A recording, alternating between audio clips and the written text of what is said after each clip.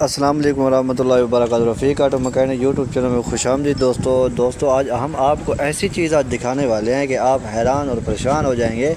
وہ یہ بات ہے کہ آپ جو گاڑی حضرات چلاتے ہیں نا، لمبے روڈ پہ جاتے ہیں، آپ 100-200 کلومیٹر جب سفر کرتے ہیں تو آپ کی گاڑی ہیٹ اپ ہو جاتی ہے، جس کی وجہ سے آپ بہت پریشان ہوتے ہیں کہ ہم کیوں نہ اپنی بائک کو جو ہے نا کھڑا کے اس کو تھوڑا سا آرام دیا جائے۔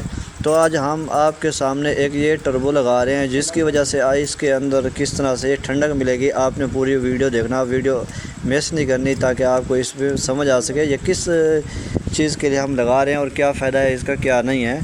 تو دوستو دیکھ سکتے ہیں ہم نے اس کے ایک جو ٹربو ہے نا، ٹربو یہ کاربوریٹر کے اوپر جو لگایا ہے۔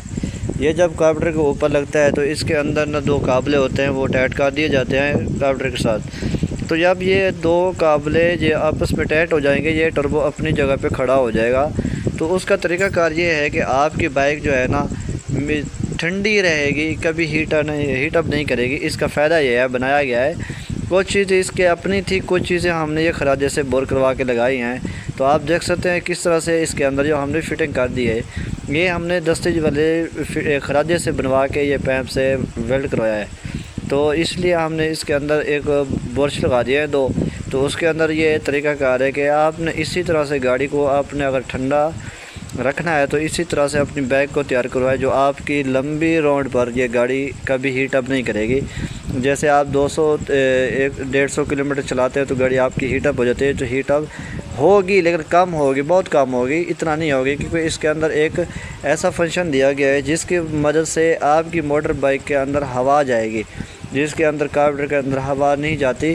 کاربوریٹر اس کے اندر باہر ہوا دیتا ہے اور فلٹر بھی ہوا دیتا ہے، اس کے اندر ہیڈ کے باہر چلا جائے گا، جس کی وجہ سے آپ کی یہ بائک بالکل ہیٹ اپ نہیں کرے گی۔